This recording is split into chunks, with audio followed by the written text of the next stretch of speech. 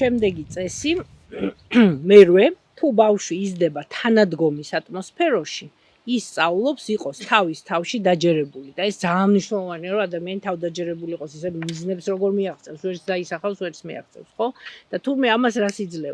იძლევა ნახეთ თუ ბავშვი იზრდება თანადგომის ატმოსფეროში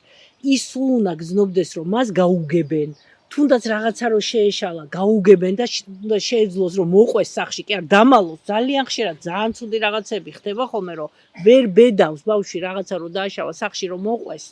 საერთოდ ვერც მიდის სახში და სადღაც რამდენი ბავშვი ეგრე დაიკარგა რაღაცა დააშავა თუ სიტყვაზე ცუდი ნიშანი მიიღო და ვერ იმიტომ რომ იცის რომ დასჯიან თუ რაღაცა და ვერც მიდის სახში და ზოგი დაიკარგა ბოლოს ეგრე რამდენი შემთხვევა ანუ იმას არ აქვს თანადგომის იმედი რომ სახში რომ მივა და მოყვება რაღაცას რა შემთხვევა რომ გაუგებენ გვერდით დაუდგი მოусმენენ ხო გვერდით დაუდგებიან ეტყვიან რომ აქავარ ნუ გეშინია გამოვასწოროთ შენ გვერდით ვარ გი მესმის შენი მეც ვიყავი პატარა და მეც შემშლია და ვისწავლე ჩემ შეცდომებზე აი ეს ატმოსფერო არის აუცილებელი რომ სწორად იყოს ეს აღზრდა ხო ყველაფერი